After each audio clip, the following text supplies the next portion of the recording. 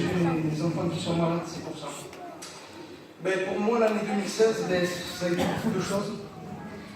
Ça a été le miracle, la gloire de Dieu dans mon foyer. Parce que si Dieu n'aurait pas été là, ma femme, ben, aujourd'hui, elle ne serait plus là. Avec le respect que je vous dois, après avoir donné la vie à mon fils, ma femme, elle a eu de très très fortes hémorragies. Et ça a été tel qu'arrivé à un moment, même les docteurs, ils avaient même essayé pour des prélèvements, tout ça, pour savoir ce qui se passait. Ils avaient même essayé de prendre du sang dans la veine aorte, la plus grosse veine qu'on a dans le corps. Ce matin, je parlais avec un frère de ça, et c'est vrai, j'ai repensé, il me dit quand même, Seigneur, il n'y a pas eu de sang qui sortit, il y avait de l'eau, il n'y avait plus de sang. Les docteurs, ils se regardaient, ils étaient surpris. Je me disais, mais Seigneur, même là, déjà, avant qu'elle parte à Montpellier, à Champeau, tu l'avais déjà gardée, parce que de là, elle n'aurait pas dû sortir en gros. Et ma femme a pris l'accouchement, elle a fait comme un coma éveillé qui s'appelle, à cause des fortes hémorragies qu'elle avait. Et elle me racontait qu'à un moment, les docteurs ils disaient on la perd parce que bon, c'était plus. Et elle dit qu'elle s'est vue sortir de son corps. Son âme est sortie.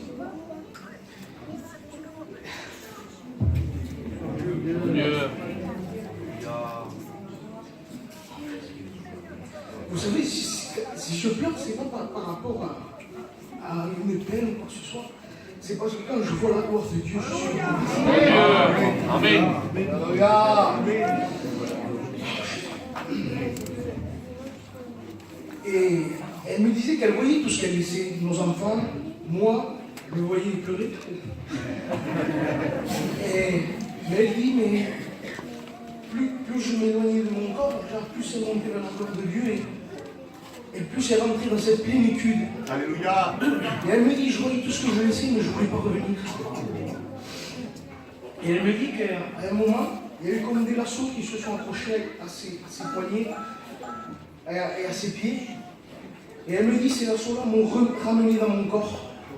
Et elle me disait, sur ces lassos, c'était toutes les prières des frères et sœurs. Et à ce moment-là, il y avait des maisons qui se sont ouvertes et tout, et ils priaient pour ça. Et de là, j'ai vu aussi l'importance de la prière, l'importance de chaque frère, de chaque sœur. Et après ça, on a dû attendre jusqu'au matin pour qu'elle soit transfusée, du sang en urgence, mais bon, on a dû attendre jusqu'au matin. Normalement, dans les heures qui suivaient, elle aurait dû mourir. Mais Dieu, déjà là, il agissait. Il a permis qu'elle puisse tenir jusqu'à qu'on puisse amener le sang. C'est simple.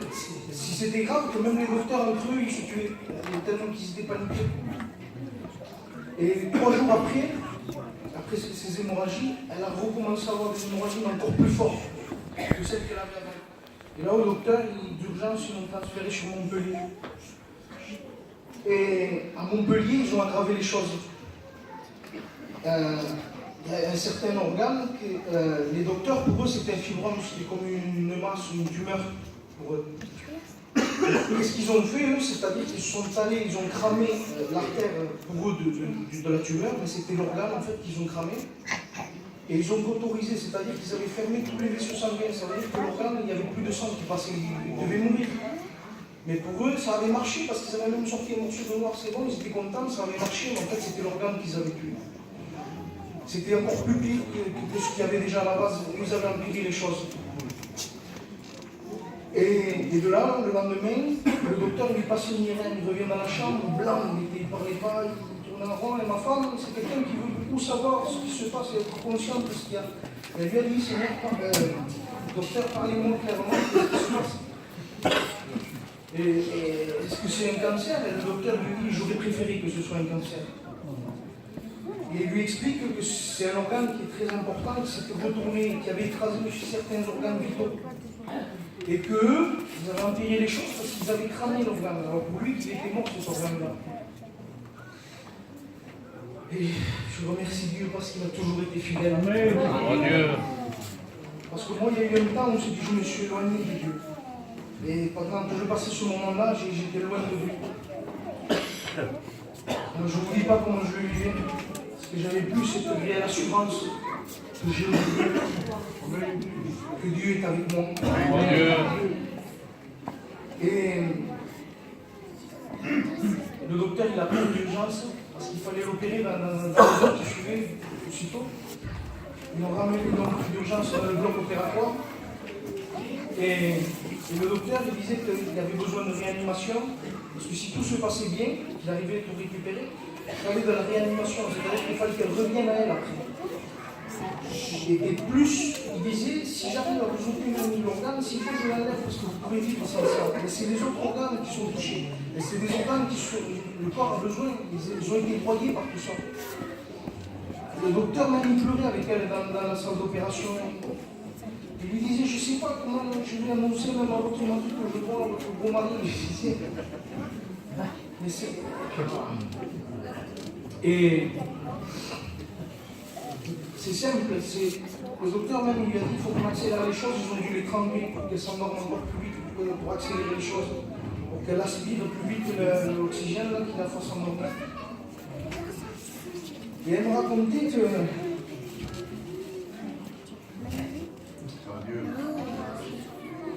avant de s'endormir,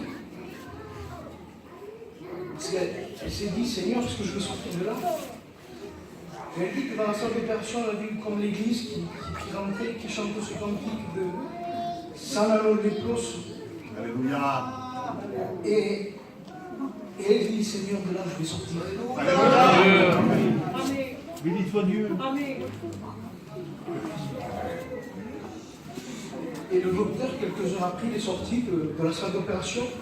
Il n'en revenait pas. Il m'a pris dans une salle à part. Et il me disait, monsieur, je ne comprends pas ce qui s'est passé. J'ai rien fait.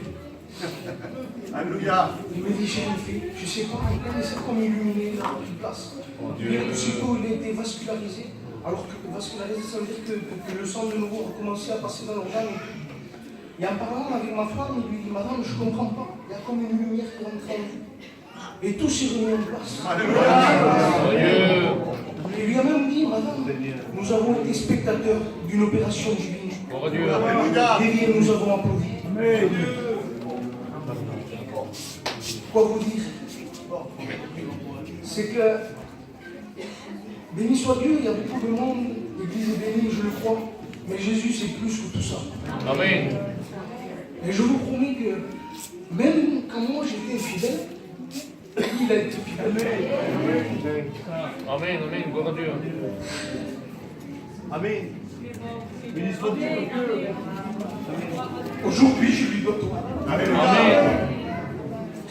Vous savez, avant, j'aurais pu dire Christ est la vie. Aujourd'hui, je vous le dis véritablement. Christ est ma vie. Alléluia. Gloire à Dieu. Si j'ai ma femme avec moi aujourd'hui, c'est grâce à lui. Amen. Je lui donne tout, que ce soit pour ma vie, que ce soit pour ma femme, même mes enfants, je lui donne tout. Livrez-vous pleinement, Jésus. Amen. Je vous promets qu'il ne déçoit jamais. Amen. C'est pas vrai. Parce qu'il ne m'a jamais déçu, même quand moi je l'ai déçu. Lui, il a été là. Lui, il a été là. Église, je vous dire que je vous aime vraiment. Amen.